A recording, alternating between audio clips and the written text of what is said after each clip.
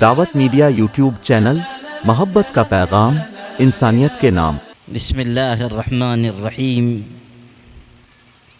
الحمد للہ رب العالمین والعاقبۃ للمتقین والصلاة والسلام علی النبی الامین محمد وآلہ وصحبہ اجمعین، اما بعد۔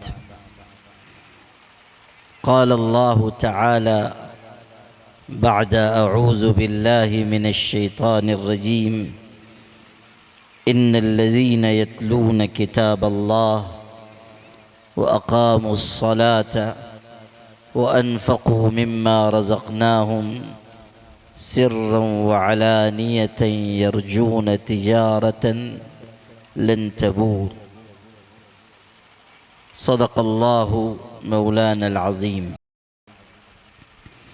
وقال النبی صلی اللہ علیہ وسلم فيما يرويه عن ربه سبحانه وتعالى يا ابن آدم أنفق عليك، أو كما قال صلی اللہ علیہ وسلم۔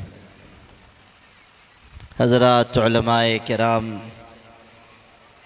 اور قابل احترام بھائیوں اور بزرگوں اور عزیز بچوں اور بچیوں،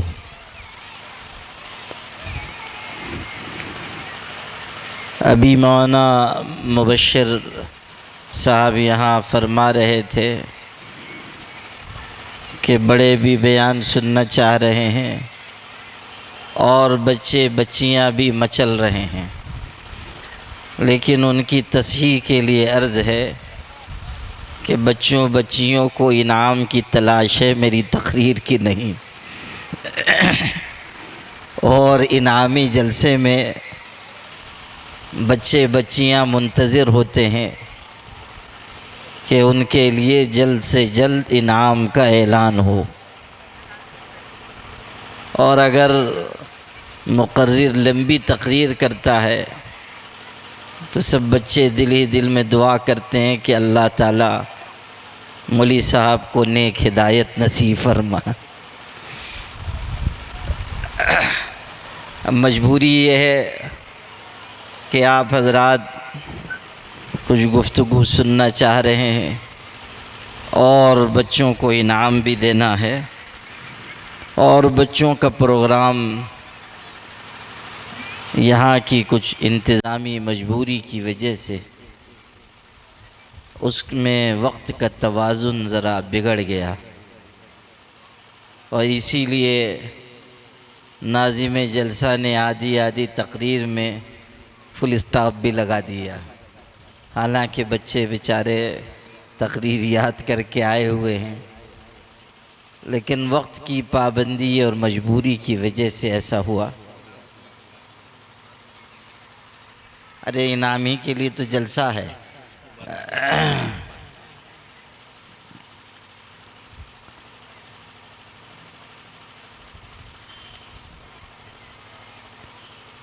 آپ حضرات یہاں مدرسہ حضرت ابو بکر صدیق رضی اللہ عنہ کے جلسے میں تشریف لائے ہیں، اور یہ معلوم ہو کر مجھے بہت خوشی ہوئی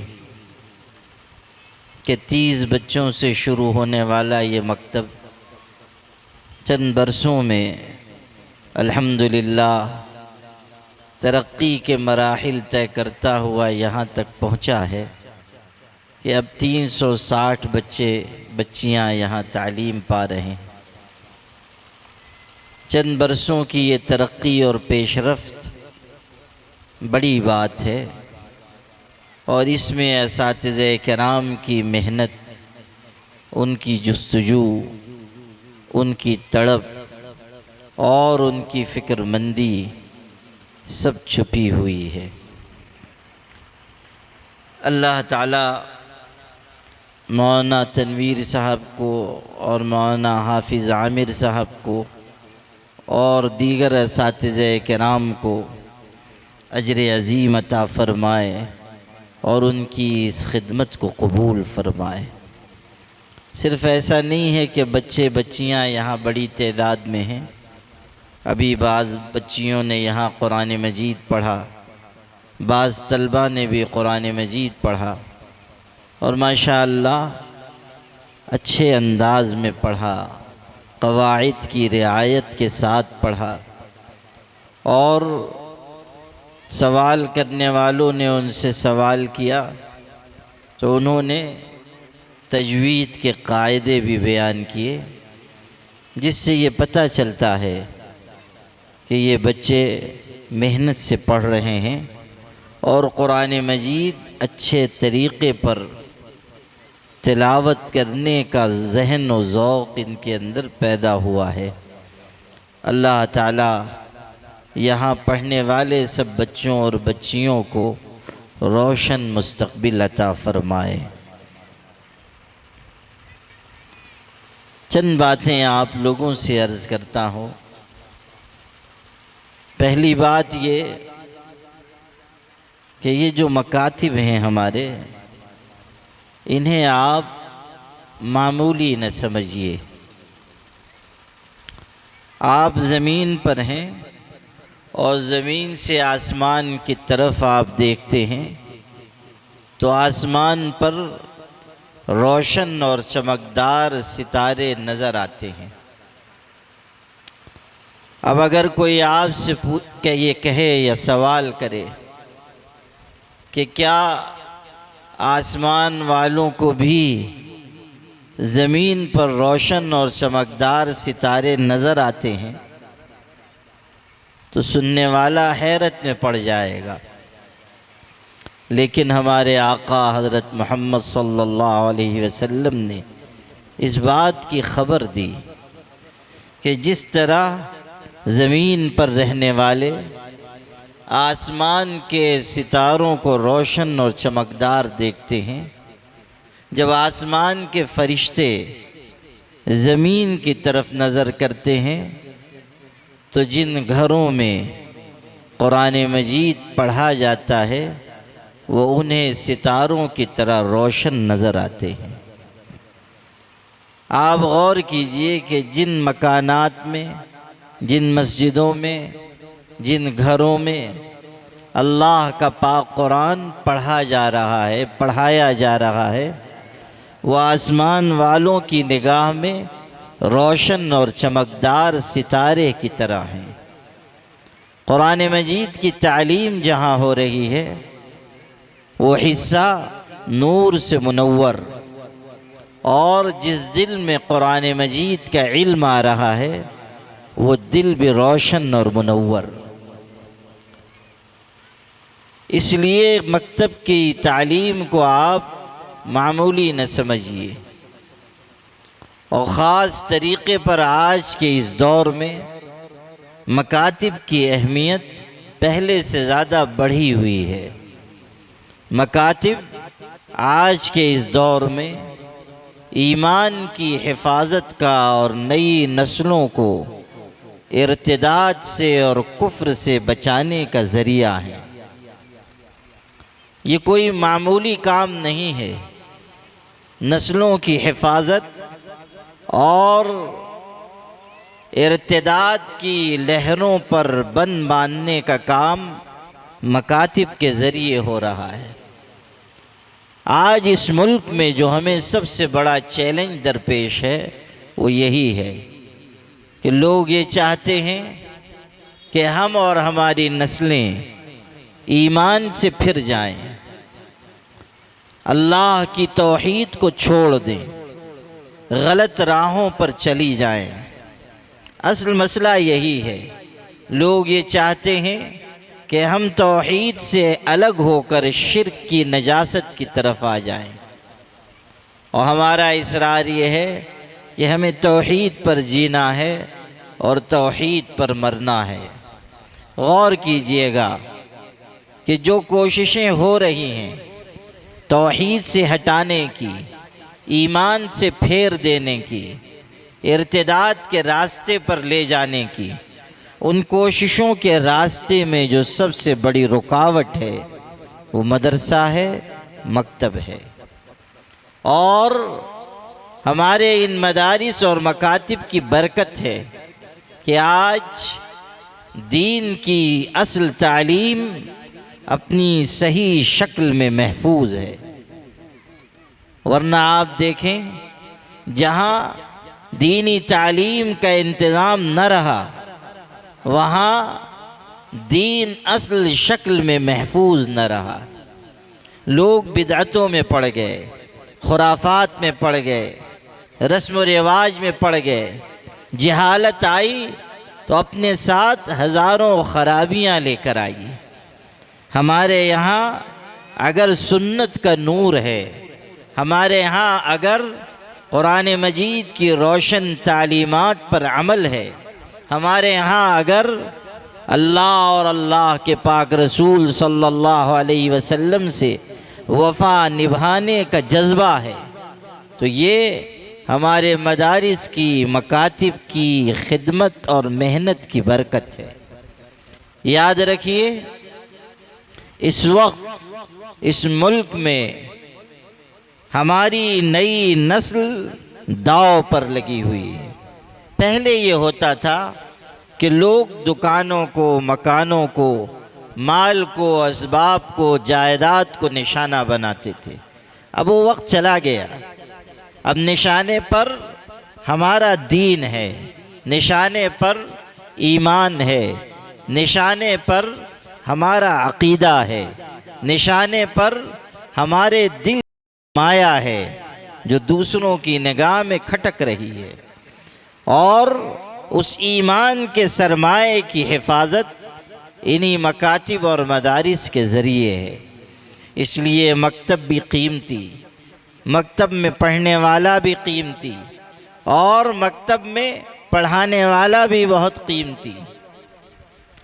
یہ جو ہمارے مکاتب کے اساتذہ کرام ہیں، اگر ان سے کوئی پوچھتا ہے کہ آپ کیا کرتے ہیں تو بیچارے ذرا ہچکچانے لگ جاتے ہیں، ذرا تھوڑی دیر کے لیے، اس لیے کہ مدرسے میں نہیں پڑھا رہے ہیں، ترمذی بخاری نہیں پڑھا رہے ہیں، تو ذرا وہ تردد کرتے ہیں، تھوڑا جھجک جاتے ہیں، ایسا معلوم ہوتا ہے کہ ایجاب و قبول کرایا جا رہا ہے۔ حالانکہ آج کل تو ایجاب و قبول کرتے وقت دولہے بھی نہیں شرماتے ہیں۔ ہم لوگوں کو تو تھوک کے حساب میں نکاح پڑھانے ہوتے ہیں، تو آج کل تو ماشاءاللہ پہلے سے تیاری کر کے دولہے میں آتے ہیں، اور بعض تو اتنے خطرناک ہوتے ہیں۔ میں ایک جگہ نکاح پڑھا رہا تھا، بہت سارے جوڑوں کا نکاح تھا، اور سب کا ایجاب و قبول جلدی میں کروا رہا تھا۔ تو ایک کو میں نے کہا کہ فلاں لڑکی اور فلاں کی بیٹی اور اتنا مہر، ابھی آدھا ہی کہا تھا، اس نے کہا قبول ہے۔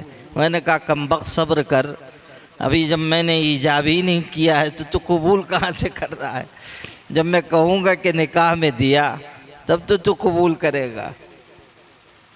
تو ہمارے مکاتب کے اساتذہ کسی درجے میں اگر جھجک محسوس کر رہے ہیں تو یہ ان کا احساس کمتری غلط ہے۔ آپ سے کوئی پوچھے کہ آپ کیا کر رہے ہیں تو مکتب کا استاذ پوری وضاحت اور صراحت سے کہے کہ میں نسلوں کے ایمان کی حفاظت کر رہا ہوں۔ آپ کا کام بہت بڑا کام ہے، آپ کی خدمت بہت بڑی خدمت ہے، اور یاد رکھیے عمارت چاہے آسمان تک چلی جائے اس کی پہلی اینٹ رکھنے والے آپ ہیں۔ کوئی کتنا بڑا عالم ہو جائے، کتنا بڑا مفسر محدث بن جائے، کتنا ہی بڑا خطیب اور ادیب بن جائے، لیکن آپ نے اسے قرآن مجید پڑھایا، آپ نے اسے نورانی قاعدہ پڑھایا، آپ نے بنیاد کی پہلی اینٹ رکھی ہے، پہلا پتھر رکھا ہے۔ عمارت آسمان تک بھی جائے گی تب بھی آپ کی خدمت اپنی جگہ مستحکم ہے، اور آپ کے لیے اجر زیادہ ہے۔ سیر اعلام النبلاء میں امام ذہبی رحمۃ اللہ علیہ نے ابو منصور خیاط رحمۃ اللہ علیہ کے بارے میں لکھا ہے، یہ ایک بزرگ گزرے ہیں، قرآن مجید کی تعلیم دیتے تھے، ان کے حالات میں ہے کہ ہزاروں لوگوں کو قرآن مجید سکھایا، اور قرآن مجید کی تعلیم نابینا لوگوں کو بھی دیتے تھے، اور فی سبیل اللہ خدمت انجام دیتے تھے۔ ان کا انتقال ہوا 499 ہجری میں، ان کا انتقال ہوا۔ انتقال کے بعد کسی نے ان کو خواب میں دیکھا تو ان سے پوچھا کہ اللہ نے آپ کے ساتھ کیا برتاؤ کیا، کیا معاملہ کیا؟ تو انہوں نے کہا اللہ نے میری مغفرت فرما دی، اللہ نے مجھے بخش دیا۔ اس خواب دیکھنے والے نے پوچھا کس عمل کی برکت سے بخشش ہوئی؟ تو ارشاد فرمایا بتعلیمی الصبیان فاتحۃ الکتاب، بچوں کو سورہ فاتحہ سکھانے کی برکت سے اللہ نے میری مغفرت فرما دی۔ سورہ فاتحہ سکھانے کی برکت سے اللہ نے میری مغفرت کر دی۔ اب غور کیجئے گا، وہ سکھاتے تو پورا قرآن مجید تھے، لوگوں کو صرف سورہ فاتحہ نہیں پڑھاتے تھے، پورا قرآن مجید سکھاتے تھے۔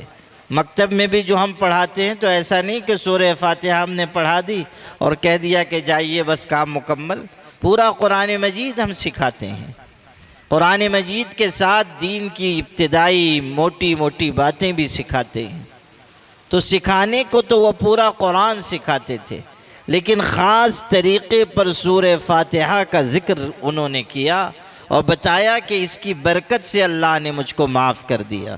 علماء نے لکھا ہے کہ خاص طریقے پر سورہ فاتحہ کا ذکر اس لیے فرمایا کہ سورہ فاتحہ وہ سورت ہے کہ آدمی نماز کی ہر رکعت میں اسے پڑھتا ہے، سنت پڑھ رہا ہے تب بھی پڑھے گا، نفل پڑھ رہا ہے تب بھی پڑھے گا، ہر رکعت میں سورہ فاتحہ کی تلاوت کر رہا ہے۔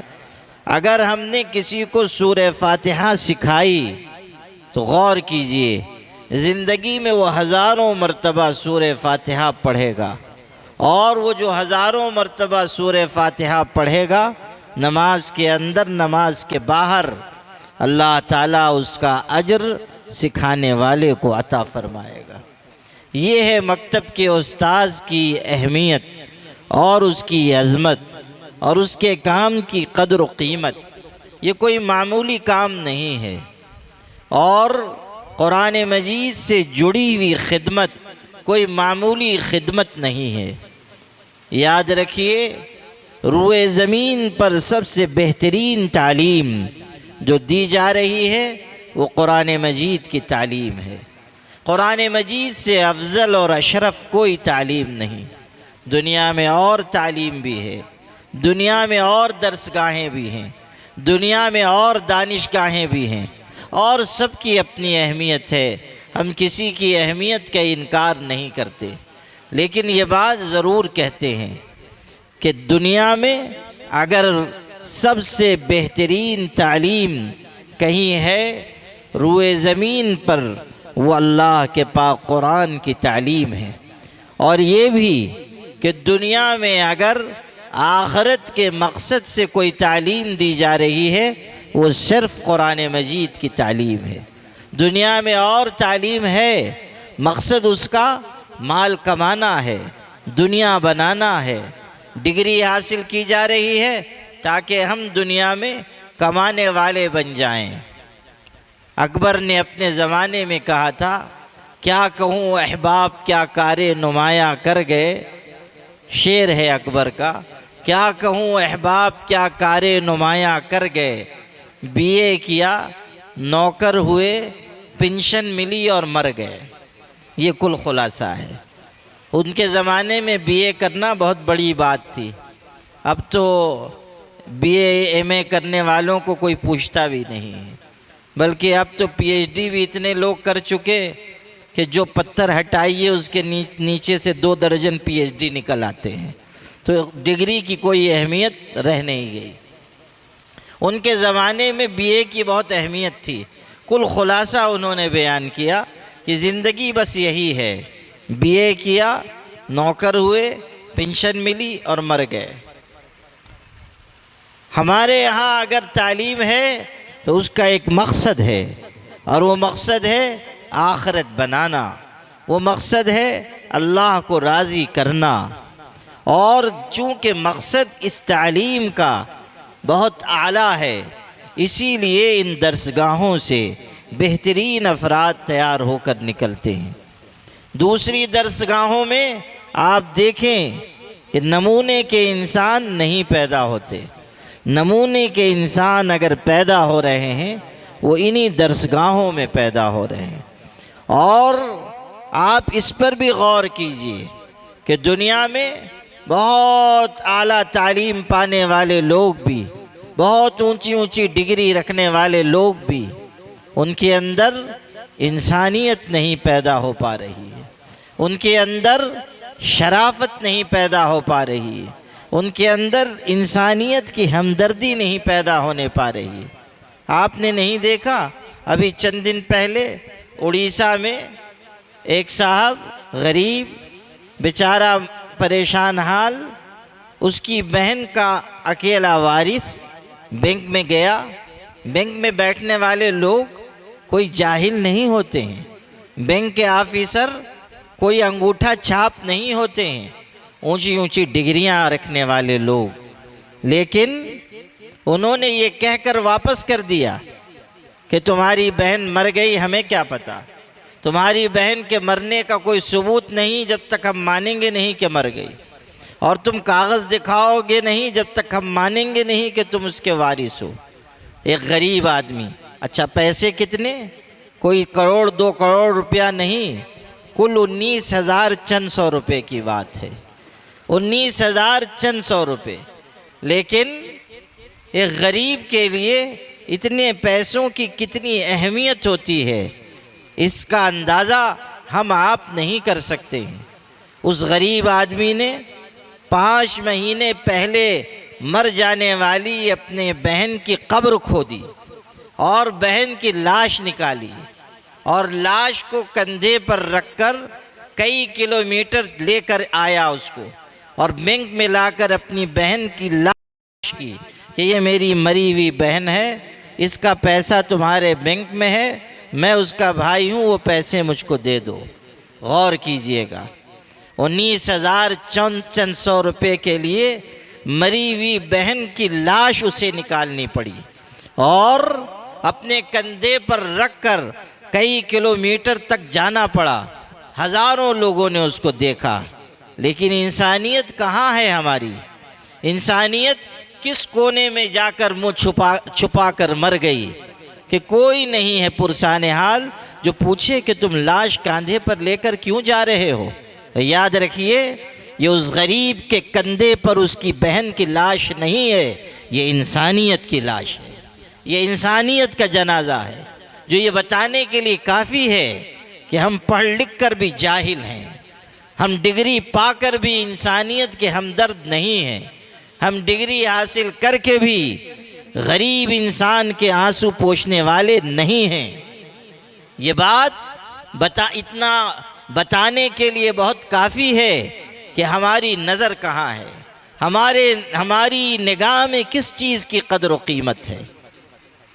کتنے واقعات اسی ملک میں ہو چکے کہ ہاسپٹل کے سامنے غریب ماؤں نے بچے ہاسپٹل کے سامنے لان میں، گارڈن میں، یا ہاسپٹل کے سامنے کے احاطے میں ماؤں نے اپنے بچے جنم دیے۔ کیوں؟ ڈاکٹروں نے کہا کہ یہ غریب عورت ہے، جب تک پیسہ نہیں آئے گا ہم ہاتھ نہیں لگائیں گے۔ وہ زچگی کے درد میں پریشان ہے، کراہ رہی ہے، ایک نئی زندگی کو، ایک نئے وجود کو اور ایک نئی زندگی کو جنم دینے کے لیے پریشانی کے مرحلے سے گزر رہی ہے۔ ماں کی ممتا بے قرار ہے، لیکن ہماری مادیت، ہماری پیسوں کی ہوس، ہمارا لالچ اس درجے کو بڑھا ہوا ہے کہ جان چلی جائے، دنیا میں آنے سے پہلے ایک زندہ وجود غارت ہو جائے، وہ ہمیں منظور ہے، لیکن پیسے کی لالچ اور پیسے کی ہوس اسے چھوڑنے کے لیے ہم تیار نہیں ہیں۔ یاد رکھیے، تعلیم وہ ہے جو انسان کو انسان بنائے، تعلیم وہ ہے جو انسان کے اندر شرافت پیدا کرے، انسان کے اندر جذبہ ہمدردی پیدا کرے، انسان کے اندر دوسروں کا درد محسوس کرنے کی کیفیت پیدا کرے۔ بغیر درد کے انسان کیسے ہو سکتا ہے؟ بغیر ہمدردی کے انسان کیسے ہو سکتا ہے؟ درد دل کے واسطے پیدا کیا انسان کو، ورنہ طاعت کے لیے کچھ کم نہ تھے کروبیاں۔ اللہ کو اگر صرف عبادت مقصود ہوتی، فرشتے بہت تھے عبادت کرنے کے لیے۔ اللہ نے انسان کو پیدا کیا ہے دوسروں کو سہارا دینے کے لیے، پچھڑے ہوئے انسانوں کو آگے بڑھانے کے لیے، گرتے ہوئے انسانوں کو تھام لینے کے لیے، مصیبت زدہ اور فریادی کی فریاد سننے کے لیے۔ اللہ نے روئے زمین پر انسان کو بھیجا ہے تاکہ وہ اپنے دل میں ساری کائنات کا درد رکھے۔ آپ نہیں پڑھتے کہ ایک شخص تھا جس کو دنیا نے اس کے درد کی وجہ سے، اس کے دل کی کیفیت کی وجہ سے، اس کے دل کے سچے احساس کی وجہ سے دنیا میں سر آنکھوں پر بٹھایا، اور اس کی جاری کی ہوئی تحریک کو دنیا کے کونے کونے میں خدا نے پہنچایا۔ حضرت مولانا محمد الیاس صاحب رحمۃ اللہ علیہ، کیسا درد ان کے سینے میں ہے، انسانیت کا درد، امت کا درد۔ راتوں کو بے چین ٹہل رہے ہیں، کرب کی وجہ سے پہلو بدل رہے ہیں، رات کی نیند غارت، دن کا چین سکون غارت۔ نہ وہ خطیب تھے، نہ ادیب تھے، نہ مصنف تھے، نہ کوئی بہت باکمال انسان کہ کہا جائے کہ ان میں یہ خوبی، ان میں یہ صلاحیت، لیکن ایک چیز تھی جس نے انہیں خالق کی نگاہ میں بھی اور خلق کی نگاہ میں بھی محبوب بنایا، اور وہ ان کے دل کا درد تھا، امت کا درد، انسانیت کا درد۔ بے چین ہو کر ٹہل رہے ہیں، پریشان ہو کر پھر رہے ہیں، اور آنکھوں میں رات کاٹ دے رہے ہیں۔ ٹہلتے ہوتے تھے اور بڑے کرب کے ساتھ، بڑے جذبے کے ساتھ شعر پڑھتے تھے۔ کسی کی شب وصل ہنس کر کٹے ہے، کسی کی شب ہجر رو کر کٹے ہے، میری شب بھی الہی عجیب شب ہے، نہ ہنس کر کٹے ہے نہ رو کر کٹے ہے۔ یہ درد، یہ احساس، یہی انسانیت کی معراج ہے، اور ہمارے مدارس اور مکاتب کا امتیاز ہے کہ وہ تعلیم کو اس راستے پر لے جاتے ہیں کہ جس کی وجہ سے انسان کے اندر خوبی آئے، ہمدردی آئے، اس کے اندر احساس جاگ جائے، اس کے اندر شرافت اور خدا کی خشیت آئے۔ ڈگریاں اللہ کا ڈر نہیں پیدا کرتی، قرآن کی تعلیم اللہ کا خوف پیدا کرتی ہے۔ آپ نہیں دیکھ چکے کہ بڑے بڑے لوگ، ڈگریاں رکھنے والے، بڑے بڑے حکمراں، ملک چلانے والے، بڑے بڑے لوگ، دنیا کی انٹرنیشنل تنظیموں کے سربراہ، وہ ایک عیاش انسان کے جزیرے پہ جا کر بدکاری کر رہے ہیں، عیاشی کر رہے ہیں۔ جیفری ایپسٹین نام کے ایک شخص نے، جو یہودی تھا، جیل خانے میں پر اسرار موت مر گیا۔ کہتے ہیں خودکشی کر لی، یا کہتے ہیں مار ڈالا گیا۔ اس کے پاس دنیا کے بڑے بڑے لوگوں کے کالے کرتوت کی داستان تھی۔ مار ڈالا گیا، اور دنیا نے یہ سمجھا کہ ہمارے کالے کرتوت چھپے رہیں گے، لیکن اللہ کی بھی شان ہے اور اس کی قدرت ہے۔ واللہ مخرج ما کنتم تکتمون، جو تم چھپا رہے ہو خدا ظاہر کر دے گا۔ 35 لاکھ ای میل اور 35 لاکھ صفحات کی دستاویز اس جیفری ایپسٹین کے سامنے آئی ہے، اور ہم نے نہیں، مدرسے والوں نے نہیں، مکتب والوں نے نہیں، خانقاہ والوں نے نہیں، دعوت و تبلیغ والوں نے نہیں، بلکہ خود امریکہ کے محکموں نے وہ دستاویزات دنیا کے سامنے پیش کی ہے۔ کیا ہے ان دستاویزات میں؟ ان ای میلز میں کیا ہے؟ ویڈیو ہیں، تصویریں ہیں، گندی اور ننگی تصویریں، ویڈیوز، کن کے؟ وہی دنیا کے بڑے بڑے لوگ، سائنسداں، حکمراں، تنظیموں کے سربراہ، اپنے آپ کو فلاں فلاں کہنے والے، وہ لوگ جو کل تک اسلام کے خلاف ساری دنیا میں یہ چرچا کرتے تھے کہ اسلام کم عمری کی شادی کی اجازت دے کر لڑکیوں پہ ظلم کرتا ہے، آج دنیا ان کا کالا چہرہ دیکھ رہی ہے کہ تم ہو کہ نابالغ بچوں اور بچیوں کے ساتھ تم نے زیادتی کی، تم نے ان کو اپنی ہوس کا نشانہ بنایا، تم نے ان کا کچا گوشت کھایا، تم نے ان کے جسم کے ٹکڑے ٹکڑے کیے۔ صرف یہ نہیں کہ بدماشی اور عیاشی کر رہے ہیں، صرف یہ نہیں کہ بدکاری کر رہے ہیں، بچوں اور بچیوں کے جسم کے ٹکڑے کھا کر انسانیت کا مذاق اڑا رہے ہیں، انسانیت کا تمسخر اڑا رہے ہیں، اور ہم سے کہتے ہیں کہ اسلام کم عمری کی شادی کی اجازت دے کر ظلم کا راستہ ہموار کرتا ہے۔ آؤ کہ آج ہم تم کو آئینہ دکھائیں کہ تم کہاں کھڑے ہوئے اور ہم کہاں کھڑے ہوئے ہیں۔ اسلام کی صاف شفاف تعلیمات کل بھی دنیا کے سامنے اجاگر تھیں اور آج بھی اجاگر ہیں، کوئی چیز ہمارے دین کی چھپی ہوئی نہیں، ہمارا دین کھلی کتاب کی طرح ہے، اور ہم کوئی مدافعانہ نقطہ نظر کبھی اختیار نہیں کرتے۔ ہم خم ٹھوک کے دنیا میں کہتے ہیں کہ ہمارے دین کی جو بھی تعلیم ہے وہ توازن کے ساتھ ہے، اعتدال کے ساتھ ہے، عدل کے ساتھ ہے، انصاف کے ساتھ ہے۔ اسلام کی جو بھی تعلیم ہے ظلم سے دور ہے، زیادتی سے دور ہے، کسی کے اوپر ذرہ برابر کوئی ظلم ہو، کوئی زیادتی ہو، اسلام اس کا روادار نہیں۔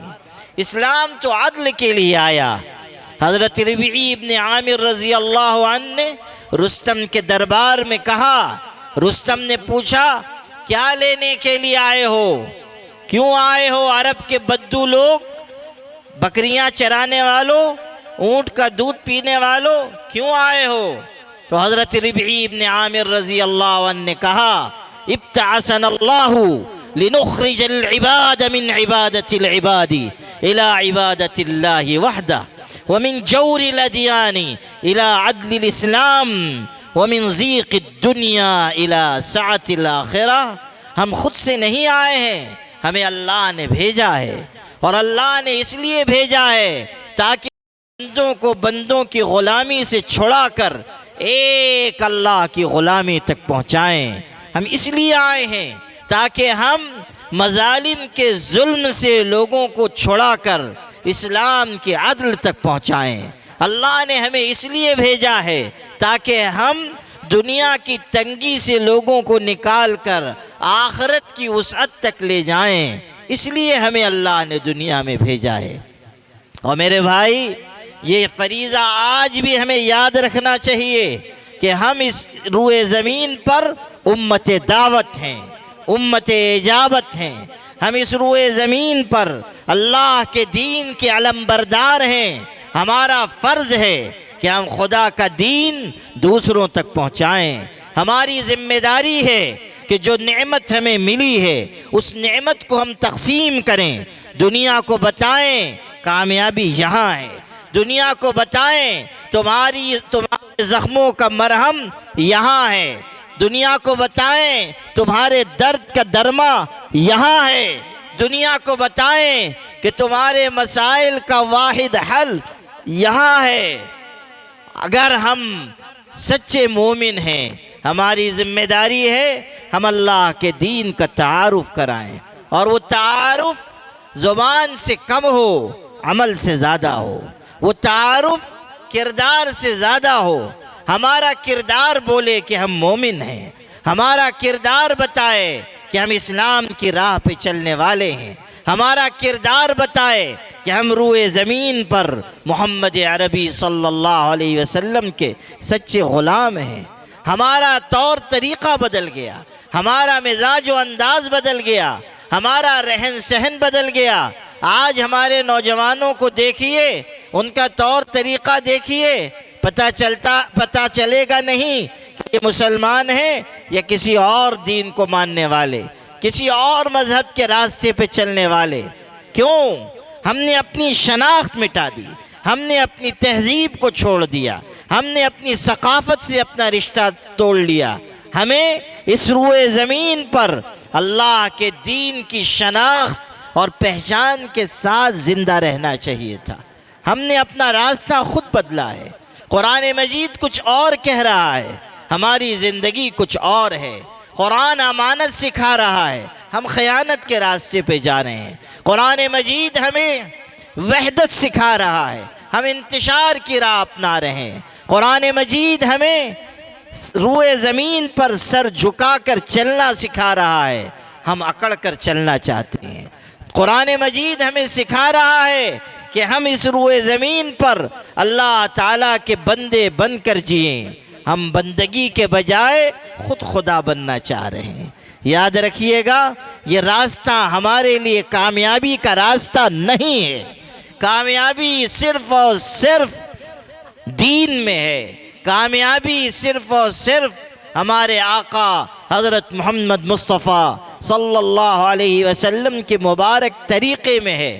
جب تک دامن ہاتھ میں ہے ہم راستے پر ہیں، جب دامن چھوٹا ہم راستے سے بھٹک گئے۔ میں بھی پھروں ہوں مارا مارا چھوڑ کے تیرے دامن کو، پیڑ سے جو پتا ٹوٹے ہے آوارہ کہلائے ہے۔ اگر ہمارا رشتہ حضرت محمد صلی اللہ علیہ وسلم کے دامن سے چھوٹ گیا تو یاد رکھیے، دنیا میں ہمارا کوئی پرسان حال نہیں، دنیا میں ہمارے لیے کوئی جائے پناہ نہیں۔ امت دعوت بن کر زندگی گزاری، اللہ کے دین کی دعوت عمل کے ذریعے، قول کے ذریعے، اپنے کردار کے ذریعے، اپنے طور طریقے سے پیش کیجیے۔ اور یاد رکھیے کہ جو تعلیم مکاتب اور مدارس میں دی جا رہی ہے، یہ وہی تعلیم ہے جو انسان کو انسان بنا رہی ہے۔ ورنہ دنیا میں جو اور تعلیم ہے، آپ کو میں نے بتایا کیا حشر اس کا ہو رہا ہے۔ دنیا کے بڑے بڑے لوگ، اوروں کو جانے دیجئے، یہ جو ہمارے آج کل دنیا بھر کو آنکھ دکھاتے پھرتے ہیں، امریکہ کے صدر بابا ٹرمپ، وہ پہلے صدر ٹرمپ کہلاتے تھے، آج کل بابا ٹرمپ ہو گئے ہیں۔ وہ اس لیے ہو گئے ہیں کہ جب مشکل وقت آ گیا ان پہ تو سب لوگوں کو انہوں نے جمع کر لیا۔ ان کے دفتر میں، امریکہ میں ان کے دفتر میں سب جمع ہو گئے۔ کون لوگ؟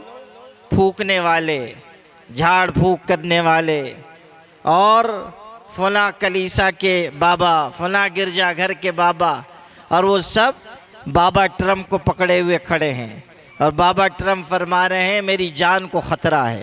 وہ سب پڑھ کے پھونک رہے ہیں، اور کچھ عجب نہیں کہ بابا بھی پڑھ رہے ہوں کہ جل تو جلال تو آئی بلا کو ٹال تو۔ یہ بابا ٹرمپ کیوں یہ سب پریشانی ہو رہی وہ بھی سمجھیے۔ وہ جس فائل کا میں نے ذکر کیا ہے جیفری ایپسٹین کی، اس میں یہ بابا ٹرمپ کا بھی ذکر خیر بار بار آیا ہے۔ ذکر خیر کو آپ سمجھ لیجئے گا، خیر کو آپ کھرچیں گے تو اندر سے شر نکلے گا، تو یہ وہی ہیں ذکر خیر والے۔ بار بار ان کا بھی ذکر ہے کہ یہ جا کے وہاں کالے کرتوت کرتے رہے ہیں۔ تو اب چونکہ اقتدار بچانا ہے اس لیے ڈرامے پہ ڈرامہ ہو رہا ہے۔ ابھی کچھ دن پہلے گولی چل گئی، اور اتنی ساری گولی چلی، ایک چڑیا کا بچہ نہ مرا۔ یہ دیکھیے، دنیا کو بیوقوف بنانے کے دھندے کوئی ان سے سیکھے۔ اور تو اور ہمارے ہاں کے لوگ بھی وہاں سے تعلیم حاصل کر رہے ہیں۔ ہمارے ہاں کے لوگ بھی تو کوئی پیچھے رہنے والے ہیں نہیں، وہاں سے ماشاءاللہ تعلیم کا سلسلہ جاری ہے۔ تو کہنے کا حاصل یہ ہے کہ اتنے بڑے ملک کے آپ سربراہ، لیکن آپ کے کالے کرتوت اس حد تک کہ انسانیت تو جانے دیجئے حیوانیت کی سطح سے بھی نیچے گر گئے۔ یہ ہے دنیا کا وہ کالا چہرہ جس کی تھوڑی سی جھلک میں آپ کو اس لیے دکھانا چاہ رہا ہوں تاکہ آپ یہ سمجھیں کہ مدرسے اور مکتب کی تعلیم کی اہمیت کتنی ہے۔ آج روئے زمین پر انسان کو انسان بنانے والے ادارے یہی مکاتب ہیں، یہی مدارس ہیں۔ لیکن افسوس کہ ہم لوگ مدرسے اور مکتب کے سلسلے میں پوری طرح فکر مند نہیں ہیں، حساس نہیں ہیں۔ آپ کا علاقہ تو ماشاءاللہ اس لحاظ سے خوش نصیب ہے کہ یہاں دعوت و تبلیغ کی محنت بھی ہے، علماء کی قدر بھی ہے، اور ابھی میں نے سنا ماشاءاللہ آپ لوگوں نے دل کھول کے انعامات بھی دیے، اور بچوں کو بھی دیے، اساتذہ کو بھی دیے۔ اگرچہ کہ جتنے بچے پڑھ رہے ہیں اس کے لحاظ سے آپ کا انعام ابھی بھی کم ہے، آپ اور خرچ کیجئے، اللہ کی راہ میں دیجئے، بچوں کی تعلیم پر لگائیے، ان کی حوصلہ افزائی کیجئے۔ تو آپ یہ کر رہے ہیں، اچھی علامت ہے، آپ اور کریں، اس کی آپ کو ترغیب بھی ہے۔ لیکن یاد رکھیے، اسی ملک میں، آپ کی اسی ریاست میں کتنے علاقے ایسے ہیں جہاں مدرسہ مکتب نہایت خستہ حالت میں ہے، اور مکاتب اور مدارس میں اساتذہ کرام کی تنخواہ معلوم کیجئے، پتہ چلے گا نہایت معمولی تنخواہ۔ یہ کیوں ہم اپنے اساتذہ کے ساتھ، اپنے مکاتب کے معلمین کے ساتھ ایسا دوہرا پیمانہ اختیار کر رہے ہیں؟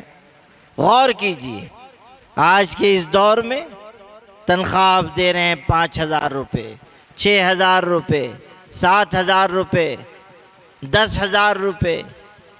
کہاں سے یہ اساتذہ کرام اپنی ضرورتیں پوری کریں گے؟ اور ساری جگہوں پہ خرچ کرنے کے لیے ہمارے پاس پیسہ ہے۔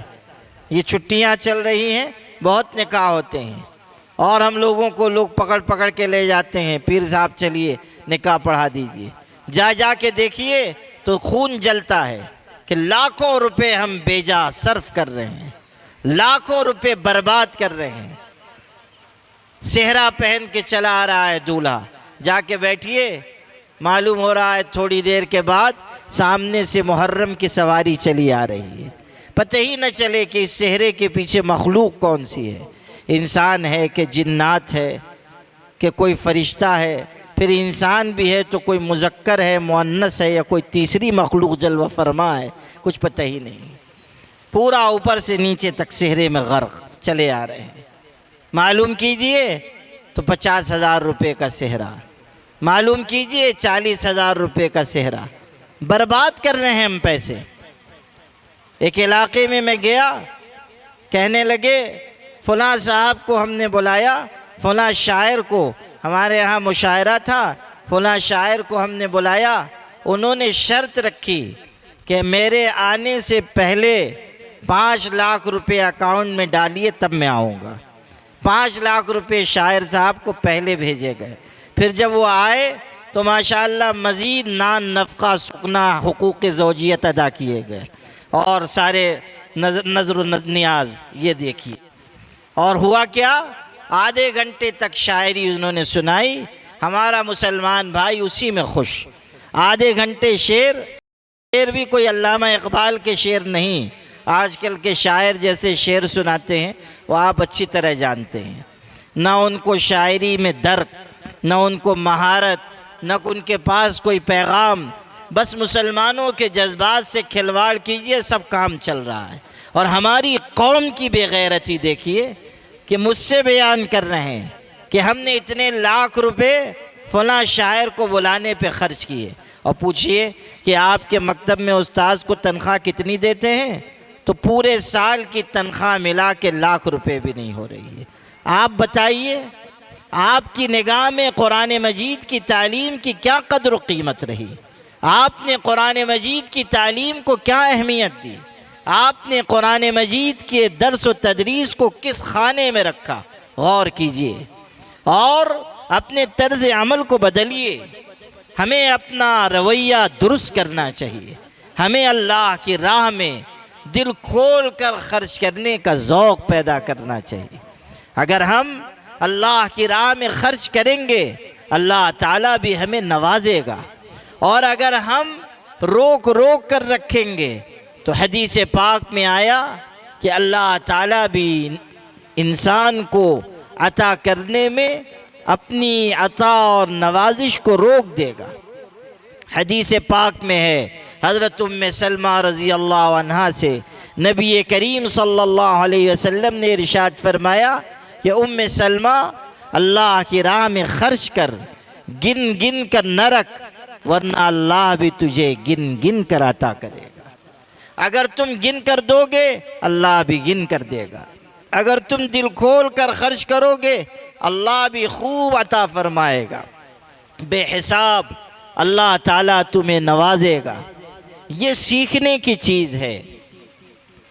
میں نے شروع میں نبی کریم صلی اللہ علیہ وسلم کی حدیث پڑھی، حضور نے فرمایا، اور حدیث وہ ہے جسے حدیث قدسی کہا جاتا ہے، یعنی نبی کریم صلی اللہ علیہ وسلم اللہ تعالیٰ سے روایت کرتے ہیں، حدیث قدسی ہے۔ حدیث قدسی میں بیان فرمایا کہ اللہ کہہ رہا ہے، یبن آدم انفق علیک، اے آدم کے بیٹے تو خرچ کر، میں بھی تجھ پر خرچ کروں گا۔ یاد رکھیے حدیث کے الفاظ ہیں، اللہ فرما رہا ہے اور نبی کریم صلی اللہ علیہ وسلم نقل کر رہے ہیں کہ اے آدم کے بیٹے میری راہ میں خرچ کر، میں بھی تجھ پر خرچ کروں گا۔ مجھے معلوم ہوا یہ جو مکتب چل رہا ہے چھوٹی سی جگہ میں چل رہا ہے، آپ لوگ اس شہر میں رہ رہے ہیں، اس بستی میں رہ رہے ہیں، آپ کے بچے بچیاں مکتب میں پڑھ رہے ہیں، آپ کی ذمہ داری ہے کہ آپ آگے آئیں، مکتب کے لیے اچھی جگہ کا انتظام کریں، بہتر معقول جگہ کا بندوبست کریں۔ یہ نہیں کہ استاذ پڑھائے بھی، استاذ سکھائے بھی، مکتب کا نظام بھی چلائے، تعلیم کو بھی درست رکھے، جگہ کا انتظام بھی اسی کے ذمہ۔ ہم کس مرض کی دوا ہیں؟ اتنے سارے نوجوان ہیں، طے کریں کہ ہمیں بہترین مکتب کی جگہ طے کرنی ہے، اس کے لیے محنت کرنی ہے، اس کے لیے کوشش کرنی ہے، اور ہمیں اپنے علاقے میں معیاری مکاتب، معیاری مدارس قائم کرنے ہیں اور اپنے خرچ سے ان کو چلا کر دکھانا ہے۔ اللہ کا کرم ہے، ملک کے الگ الگ حصوں میں ایسی مثالیں ہیں کہ آپ ان کو سنیں تو ایمان تازہ ہو جائے۔ میں ایک علاقے میں گیا ہوا تھا، اسی مہاراشٹر میں ایک شہر میں گیا، لوگوں نے کہا فلاں جگہ مسجد تعمیر ہوئی ہے، آپ چلیں۔ میں نے کہا کیوں، کوئی خاص بات ہے؟ ان لوگوں نے کہا کہ ہاں، خاص بات یہ ہے کہ یہ مسجد پوری ایک ایسے شخص نے بنا کر دی ہے جو خود کرائے کے مکان میں رہتا ہے، خود کرائے کے مکان میں زندگی گزار رہا ہے، لیکن اس کا یہ جذبہ کہ میں زمین بھی دوں گا، مسجد بھی تعمیر کروں گا، اور زمین بھی اللہ کے اس بندے نے دی، مسجد بھی پوری تعمیر کر دی اور اللہ کے راستے میں وقف کر دیا۔ یہ بھی نہیں کہ مسجد ہم نے بنائی ہے، ہم متولی رہیں گے، ہم ٹرسٹی بنیں گے۔ یہ جراثیم بھی ہمارے ہاں بہت ہیں، اور ابھی تک اس جراثیم کا کوئی توڑ ایجاد نہیں ہوا ہے۔ لوگ ابھی ریسرچ کر رہے ہیں، لیکن تحقیق ابھی پائے تکمیل کو نہیں پہنچی ہے۔ اس جراثیم کا کوئی جراثیم کش کوئی دوا ابھی ایجاد نہیں ہوئی۔ بہت سارے وائرس کے لیے اینٹی وائرس آ چکا، لیکن یہ وائرس ایسا ہے کہ ابھی اس کا کوئی اینٹی وائرس نہیں ایجاد ہوا ہے کہ ہمارے اندر شوق ہو جاتا ہے ہم متولی، ہم ٹرسٹی، اور متولی صاحب سمجھ لیں کہ ہم تو آسمان سے اتری ہوئی مخلوق۔ اس لیے عالم بھی ہمارے آگے ہیچ، مدرس بھی ہمارے آگے ہیچ، قرآن مجید سکھانے والا ہمارا نوکر۔ غلط ہے یہ مزاج۔ یاد رکھیے، اگر عالم دین کی آپ عزت نہیں کر رہے ہیں، آپ اپنی عاقبت برباد کر رہے ہیں۔ آپ چاہے جو ہوں، کتنے ہی بڑے سیٹھ ہوں، کتنے ہی بڑے مالدار ہوں، کتنے ہی بڑے زمیندار ہوں، کتنا ہی لمبا آپ کا کرتا ہو، کتنی ہی اونچی آپ کی ٹوپی ہو، اگر عالم دین کی آپ عزت نہیں کر رہے ہیں اور آپ کے ذریعے عالم کے دل کو ٹھیس پہنچ رہی ہے، سمجھ لیجئے کہ آپ اپنی آخرت برباد کر رہے ہیں۔ علماء نے صراحت کی ہے اس بات کی کہ من ابغض عالما بدون عذر شرعی خیف علیہ الکفر، کہ کوئی آدمی اگر کسی عالم دین سے بغض رکھتا ہے، بغیر کسی عذر شرعی کے کسی عالم دین سے دشمنی رکھتا ہے، ایسے شخص کے بارے میں اندیشہ ہے کہ اس کی موت کفر پر ہوگی، اس کی موت ایمان پر نہیں آئے گی، اس کی موت کفر پر ہوگی۔ عالم دین کی عزت ایمان کی علامت ہے، عالم دین سے نفرت انسان کو دین سے دور لے جاتی ہے۔ حضرت امام احمد ابن حنبل رحمۃ اللہ علیہ 4 اماموں میں سے ایک امام گزرے ہیں، بہت بڑے عالم، بہت بڑے فقیہ۔ ان کے محلے میں ایک عام آدمی بھی بیچارہ رہتا تھا، انتقال ہو گیا۔ کسی نے خواب میں دیکھا تو پوچھا اللہ تعالیٰ نے تمہارے ساتھ کیا معاملہ فرمایا؟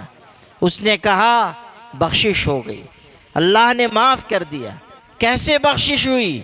کہنے لگا عجیب بات ہے، ہوا یہ تھا کہ جب میں زندہ تھا ایک دن محلے کی مسجد میں نماز کے لیے گیا اور وضو کر رہا تھا۔ اس زمانے میں لوٹے سے وضو کیا جاتا تھا، تو میں لوٹے سے وضو کر رہا تھا اور پانی بہہ کر نالی میں جا رہا ہے۔ میں آدھا وضو کر چکا تھا، میری نظر پڑی کہ حضرت امام احمد ابن حنبل وہ بھی وضو فرما رہے ہیں، اسی محلے میں رہتے تھے، وہ بھی نماز کے لیے آئے ہوئے تھے، تو وہ بھی وضو فرما رہے ہیں اور میرے وضو کا پانی ان کے سامنے سے گزر رہا ہے۔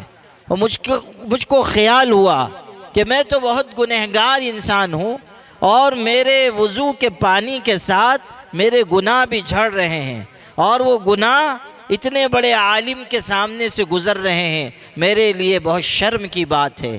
بس میں چپکے سے آدھے وضو میں وہاں سے اٹھ گیا اور حضرت کے ادھر چلا گیا، وہاں جا کر میں نے وضو کو پورا کیا۔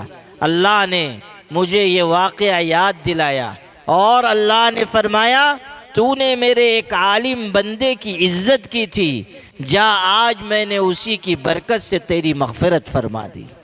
غور کیجئے کہ عالم دین کی سے محبت اور عالم دین کی عزت کتنا بڑا عمل ہے، کتنا اونچا عمل ہے۔ اور اگر عالم دین سے ہم نفرت رکھیں، ہمارے لیے نہایت خدشے اور اندیشے کی بات ہے۔ آپ کو جو بات سنا رہا تھا وہ یہ کہ مسجد بنا دی اور اللہ کی راہ میں وقف کر دی، یہ بھی نہیں کہ ہم متولی بنیں گے، یہ بھی نہیں کہ ہم ذمہ دار بنیں گے۔ اللہ نے اس امت میں بہت جذبہ رکھا ہے، اللہ نے آج بھی اس امت کو نہایت زندگی اور تازگی عطا کی ہے۔ کچھ لوگ کہتے ہیں فلاں تنظیم والوں سے خرچ کرنا سیکھیے، مسلمانوں سے کہتے ہیں فلاں تنظیم سے سبق لیجئے کہ وہ کتنا خرچ کرتے ہیں، فلاں تنظیم سے سبق لیجئے کہ اپنی قوم کے لیے وہ کتنا مال خرچ کرتی ہے۔ ارے اللہ کے بندو، ان کی اور ان کی مثال ہمیں کیوں دے رہے ہو؟ اگر کسی کو خرچ کرنا سیکھنا ہے تو آسمان کے نیچے اور زمین کے اوپر سب سے زیادہ خلوص دل سے خرچ کرنے والی اگر کوئی قوم ہے، اللہ کے کرم سے ہم ہیں، مسلمان ہیں۔ ہم سے زیادہ کوئی نہیں ہے جو اس خلوص دل کے ساتھ خرچ کرے۔ ترکی میں ایک مسجد ہے، ترکی زبان میں اس کا نام ہے ساکی یدم، یہ ترکی زبان کا لفظ ہے، اس کا مطلب ہے گویا کہ میں نے کھا لیا۔ وہاں اس مسجد کی تاریخ لکھی ہوئی ہے، اور وہ تاریخ یہ ہے کہ ایک غریب شخص کے دل میں یہ جذبہ پیدا ہوا کہ میں ایک مسجد بناؤں گا۔ دل میں یہ جذبہ آیا، لیکن غریب آدمی، مزدوری کرنے والا آدمی، جتنا کما رہا ہے ہو جا رہا ہے۔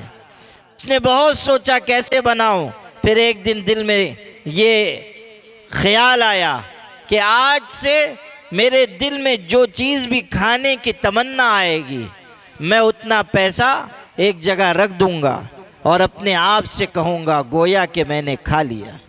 اس طرح اپنے ارمانوں کا خون کر کے جوانی سے لے کے بڑھاپے تک وہ آدمی پیسہ جمع کرتا رہا۔ جب اتنے پیسے ہو گئے کہ ایک چھوٹی سی مسجد بن جائے تو اس نے زمین لے کر مسجد بنوا دی، اور جب لوگوں کو معلوم ہوا کہ اس قربانی کے ساتھ اس نے مسجد بنائی ہے تو لوگوں نے اس مسجد کا نام ہی رکھ دیا ساکی یدم، گویا کہ میں نے کھا لیا۔ غور کیجئے، یہ بھی ایک تاریخ ہے اور مسلمانوں کے راہ خدا میں خرچ کرنے کے جذبے کا اظہار ہے۔ اس لیے میرے بھائیوں، مدارس پر، مکاتب پر، دعوت کی محنت پر، دیگر کار خیر پر کھلے دل کے ساتھ، خلوص کے ساتھ ہمیں خرچ کرنا چاہیے اور مدارس اور مکاتب کے لیے ہر لحظہ کھڑے رہنا چاہیے۔ یہ وقت اس ملک میں مدارس اور مکاتب کے لیے آزمائش کا وقت ہے۔ اس آزمائش کے وقت میں ہمیں خود مضبوط بننا ہوگا اور اپنے مدارس اور مکاتب کو بھی مضبوط بنانا ہوگا۔ اللہ تعالی ہم سب کو نیک عمل کی توفیق عطا فرمائے اور اس مکتب کے کاموں کو اور اس کے کارناموں کو اللہ تعالی اور آگے بڑھائے، اور اس پورے علاقے کے لیے یہاں جو بھی مدارس مکاتب خدمت انجام دے رہے ہیں، اللہ تعالیٰ ان کی خدمت کو دین کے زندہ ہونے کا ذریعہ بنائے۔ وآخر دعوانا ان الحمد للہ رب العالمین۔ اللہم لک الحمد کما ينبغی لجلال وجهک وعظیم سلطانک۔ اللہم صل علی سیدنا محمد وعطرته بعدد كل معلوم لک۔ ربنا آتنا في الدنيا حسنة وفي الآخرة حسنة وقنا عذاب النار۔ اللهم ألهمنا رشدنا وأعذنا من شرور أنفسنا۔ ربنا آتنا من لدنك رحمة وهيئ لنا من أمرنا رشدا۔ اللهم يا ذا الجلال والإكرام يا حي يا قيوم برحمتك نستغيث، أصلح لنا شأننا كله ولا تكلنا إلى أنفسنا طرفة عين۔ اللهم إنا نسألك العفو والعافية والمعافاة الدائمة في الدين والدنيا والآخرة۔ اللهم اغفر لنا ذنوبنا وامح عيوبنا وعوراتنا وآمن روعاتنا يا ذا الجلال والإكرام۔ اے اللہ، تیری بارگاہ میں امید لے کر حاضر ہیں، اپنے کرم سے تو ہم سب کے گناہوں کو معاف فرما۔ اللہ ہماری خطاؤں سے درگزر فرما۔ اے اللہ، ہم نے قرآن مجید میں پڑھا ہے وَمَن يَغْفِرُ الذُّنُوبَ إِلَّا اللَّهُ، گناہ کو سوائے تیرے کوئی معاف نہیں کر سکتا ہے۔ اے اللہ، ہم سب گواہی دیتے ہیں کہ تو ہی معاف کرنے والا ہے، تو ہی بخشنے والا ہے۔ تیری بارگاہ میں ہاتھ پھیلا کر آئے ہیں، اپنے کرم سے تو ہم سب کے گناہوں کو معاف فرما۔ اللہ، آج ہم سب کے خطاؤں کو معاف فرما۔ اللہ، ہماری مغفرت فرما، ہمارے ماں باپ کی مغفرت فرما۔ اللہ، ہمارے ماں باپ کا ہم پر بڑا احسان ہے، انہوں نے بھوکا رہ کر کھلایا ہے، پیاسا رہ کر پلایا ہے، گیلے میں سو کر ہمیں سوکھے میں سلایا ہے، نہ جانے کتنی راتیں ہمارے لیے بے آرامی میں گزاری ہیں۔ اے اللہ، یہاں اتنے سارے علماء حفاظ جمع ہیں، اللہ ہمارے ماں باپ نے اور بڑی قربانی دی، اپنی آنکھوں سے دور مدرسے میں پڑھنے بھیج دیا۔ ہمارے امی ابو کو یاد آتی ہوگی، وہ تکیے میں منہ چھپا چھپا کر رو لیتے ہوں گے، صبح آٹا گونتے گونتے امی یاد کرتی ہوگی، سوچتی ہوگی میرا بچہ یہاں تھا، کپڑے بھی دھل دیتی تھی، بستر بھی بچھا دیتی تھی، سر میں تیل بھی ڈال دیتی تھی۔ مدرسے میں کون دیکھتا ہوگا، کون میرے بچے کی خدمت کرتا ہوگا، بخار میں امی امی پکارتا ہوگا، کون میرے بچے کے سر پہ ہاتھ رکھتا ہوگا۔ اللہ، یہ سوچ کر ان کے مبارک آنسو آٹے میں گرتے ہوں گے۔ اللہ، انہوں نے قربانی دے کر ہمیں عالم حافظ بنایا، تیری مسجدوں کے مصلی پہ کھڑے ہونے کے قابل بنایا۔ اللہ، اگر ہمارے ماں باپ جاہل بھی ہوں تو ان کی مغفرت فرما۔ اللہ، تو ان کو معاف فرما، اگر زندہ ہوں تو عافیت کے ساتھ ان کی عمر میں برکت عطا فرما، اور اگر دنیا سے رخصت ہو چکے ہوں تو اللہ تو ان کی قبر کو نور سے منور فرما، ان کے اگلے مرحلوں کو آسان فرما۔ ان کو جنت الفردوس میں جگہ عطا فرما۔ اے اللہ اس وقت بہت مشکل حالات سے ہم گزر رہے ہیں، اللہ مشکل دن ہیں، مشکل راتیں ہیں، تیرے علاوہ کوئی ہمارا مددگار نہیں ہے۔ اللہ پوری امت مسلمہ پر رحم فرما، اس ملک میں بسنے والے تمام مسلمانوں کے دین و ایمان کی عزت و آبرو کی حفاظت فرما۔ اے اللہ ہم سب کی مدد فرما، ہم سب کی نصرت فرما۔ اے اللہ ہم سب کو کامل ایمان عطا فرما، کامل یقین عطا فرما۔ اے اللہ اس مکتب کو اور تمام مکاتب کو اور تمام مدارس کو قبول فرما جو خدمت انجام پا رہی ہے۔ اللہ تعالیٰ اپنے کرم سے ہم سب کی مغفرت کا ذریعہ بنا۔ اے اللہ ہمیں حسن عمل، حسن نیت، حسن خدمت کی توفیق عطا فرما۔ اللہ تمام بیماروں کو صحت و شفا عطا فرما، تمام مرحومین کی مغفرت فرما۔ اے اللہ اس پورے مجمع پر رحمت کی نظر فرما۔ اللہ رحمت کی نظر مانگتے ہوئے دل بھی ڈرتا ہے کہیں اس کے جواب میں تو یہ نہ کہے کہ ہٹو گنہگارو، ناپاک انسانوں سیاہ کارو، کہاں نگاہ رحمت مانگنے آ گئے، ہمیشہ گناہ کرتے ہو، تمہاری زبانیں ناپاک ہیں، تمہاری آنکھیں گناہوں سے بھری ہوئی ہیں، تمہارے دل ناپاک ہیں، تمہارے جسم داغدار ہیں، جاؤ کہیں اور نگاہ رحمت مانگو۔ اللہ تو یہ کہہ سکتا ہے، مگر ہمیں بھی یہ کہنے کی اجازت دے کہ اگر تو نہیں معاف کرے گا تو پھر کون معاف کرے گا، تو نہیں بخشے گا تو پھر کون بخشے گا۔ اللہ ہم سب کی بخشش فرما، ہم سب کو معاف فرما۔ اے اللہ جہاں جہاں مسلمان پریشان حال ہیں ان کی مدد فرما۔ اللہ فلسطینی مسلمانوں پر رحم فرما۔ اے اللہ برسوں گزر گئے ہیں، وہ ظلم کی چکی میں پس رہے ہیں، تیرے علاوہ کوئی ان کا پرسان حال نہیں ہے۔ اے اللہ ہم دیکھ چکے ہیں کہ چھوٹی چھوٹی معصوم بچیاں کفن میں لپٹی ہوئی لاشوں کے درمیان پھر رہی ہیں، امی امی پکارتی ہیں، کفن ہٹا ہٹا کے چہرہ دیکھتی ہیں، کہیں ماں کی لاش مل جاتی ہے تو اس سے لپٹ جاتی ہیں اور چیختی ہیں اور فریاد کرتی ہیں کہ امی کس کے سہارے چھوڑ کر چلی گئیں، کس کے چھوڑ کر چلی گئیں۔ اللہ معصوموں کی فریاد آسمانوں تک پہنچ رہی ہے اور تیرے علاوہ کوئی فریاد رس نہیں ہے۔ اللہ تو ان کی حفاظت اور کفالت فرما، تو ان کی مدد فرما، اللہ تو ان کی نصرت فرما۔ اس ملک کے مسلمانوں کو بھی عزت اور عافیت عطا فرما، یہاں رہنے والے تمام مذاہب کے لوگوں کو مل جل کر رہنا نصیب فرما۔